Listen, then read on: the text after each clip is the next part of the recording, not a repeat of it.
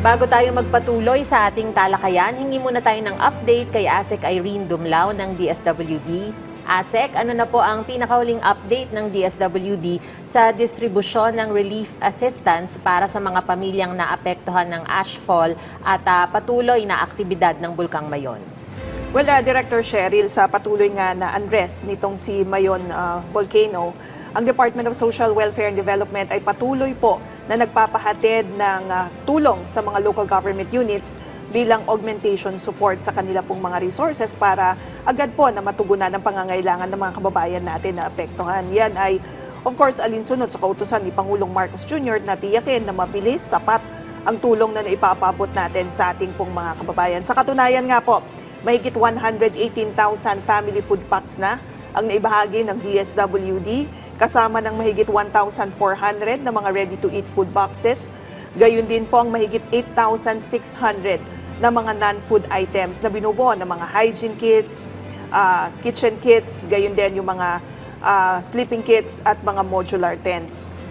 Karagdagan dyan, Director Cheryl, ang financial assistance na ipinapaabot natin sa pamamagitan ng emergency cash transfer. Ito yung unconditional cash transfer natin na ibinibigay sa mga naapektuhan ng pag-aalboroto ng Mount Mayon upang sila ay makapamili rin ng iba pang mga pagkain at iba pang mga pangangailangan ng kanila pong mga anak.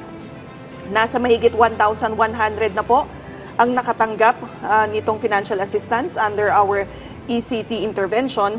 And gayon din po, nasa mahigit 3,400 naman po ng mga farmers ang nabiyayaan o nabigyan ng tulong under our Cash for Work intervention. For ECT, nasa mahigit 11.3 million na po ang na-disperse ng DSWD, and for the Cash for Work intervention, nasa mahigit 45.5 million naman po ang ating na pong naibahagi. And Director Cheryl, nagpapatuloy pa din po ito. In fact, sa linggong ito, meron pa rin tayong distribution ng emergency cash transfers para sa mga internally displaced persons na mga naapektuhan nga po nitong pag-aalboroto ni Mount Mayon. ASEC, sa gitna nga po ng patuloy na pag-aalboroto ng Mayon, paano po sinisiguro ng DSWD na sapat at magiging tuloy-tuloy ang supply ng pagkain, tubig at iba pang mga pangunahing pangangailangan ng evacuees? Well, Director Cheryl, dahil nga sa buong bansa handa program na ipinapatupad ng DSWD, tayo ay pinalakas natin ang pag-preposition ng mga family food packs and non-food items sa iba't ibang mga warehouses ng DSWD. Sa katunayan, nasa mahigit 4.7 million family food packs na ang nakaimbak sa iba't ibang mga warehouses po natin. Strategically preposition yan across the country. Gayun din po, nasa mahigit 1.16 billion pesos ang ating standby funds. So kung kakailanganin ng karagdagang pangtulong, nakahanda po ang DSWD. Again, sa pamamagitan po ng buong bansa handa program, we are able to create two parallel supply chains. First is the public sector driven or government sector driven, and the second one is the private sector driven. Kung kinakailangan na mag-provide pa tayo ng karagdagang food packs, we could draw down from our existing framework agreements with the private distributors. At yan po ay magko-complement doon sa pinoproduce ng DSWD sa ating Luzon Disaster Resource Center at sa Visayas Disaster Resource Center. ASEC,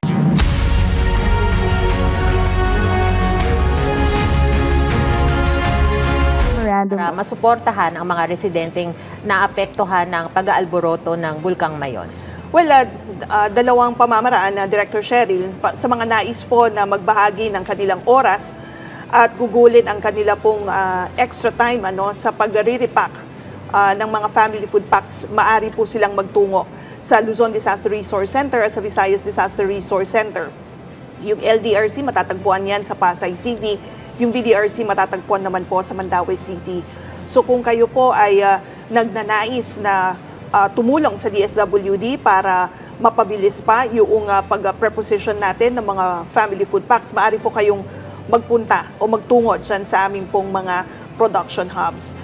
Gayon din po sa mga nagnanais naman na tumulong at mag-donate ng mga items na maaari pong ilagay natin sa mga family food packs, kagaya nga po ng bigas.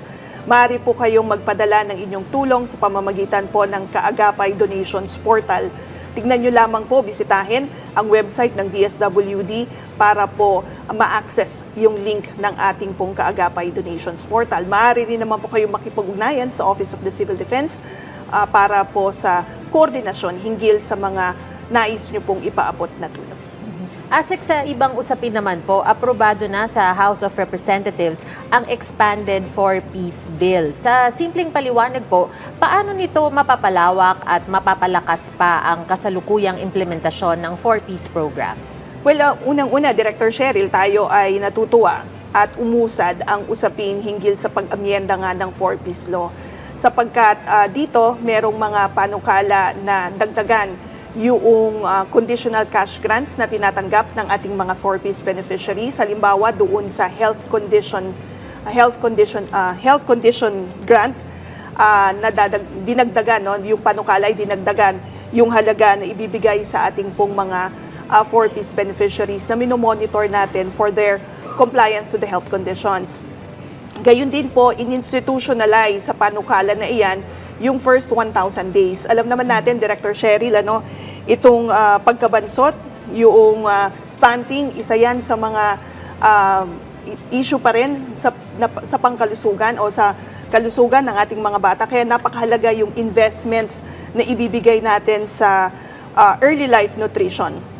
Dahil nakita natin na yung pag-reduce ng stunting ay may long-term consequences, lalong-lalo na dun sa kalusugan, sa development ng bata, gayon din sa kanilang human capital formation at productivity.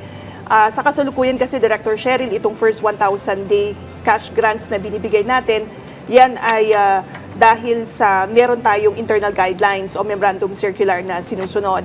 But with the amended o yung proposed amendment on the 4-Piece Act, may institutionalize na to. Ibig sabihin, mapupondohan na talaga, no? Meron ng resources na gagamitin o nakakatiyak tayo sa resources or funding na gagamitin para sa pagpapatuloy na pamamahagi ng F1KD cash grants. Gayun din po, sa isinusulong na batas na ito o pag-amyenda sa 4-Piece Law, families na ang ating pong targeting mechanism, hindi na po households. Kasi alam naman natin sa isang household, pwedeng 2 o 3 yung pamilya po dyan. Kaya tinignan yan ng maigi, no, ng ating pong mga involved dito sa programa. And gayon din po, yung targeting natin, ang ginagamit na niya ay yung community-based monitoring system dahil nag-sunset na po ang listahanan ng DSWD. And ang isa rin po sa mga components nitong pag-amyenda sa 4-Piece Act ay yung pong pag-incorporate na ng livelihood component or livelihood intervention, sapagkat alam naman natin, Director Cheryl, napakahalaga na magkaroon ng sustainable source of income yung ating pong mga mahihirap nating mga kababayan, lalo na kapag sila ay nag-improve na yung kanilang level of well-being. So, yung pagkakaroon ng steady source of income ay magtitiyak na sila ay mag-graduate mula sa kahirapan at magtitiyak din po na magpapatuloy yung pag-improve ng kanilang level of well-being at hindi na muling babalik pa sa kahirapan. ASEC, nabanggit mo nga, no, na nakapaloob din doon sa panukala yung mas mataas na cash grants para sa mga estudyante at mandatory skills at livelihood training para sa mga magulang naman. Paano po makakatulong ito para mas matiyak na magiging pangmatagalan na ang pag-ahon ng mga benepisyaryo mula sa kahirapan?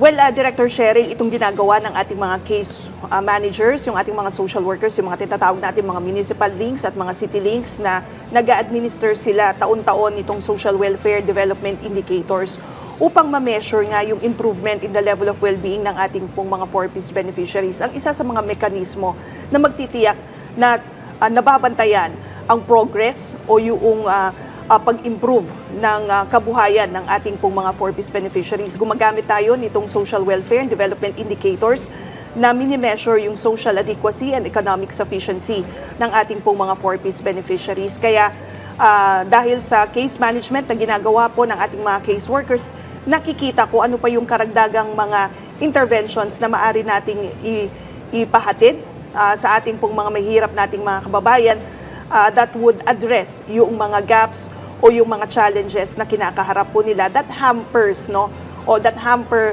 their the improvement of their level of well-being.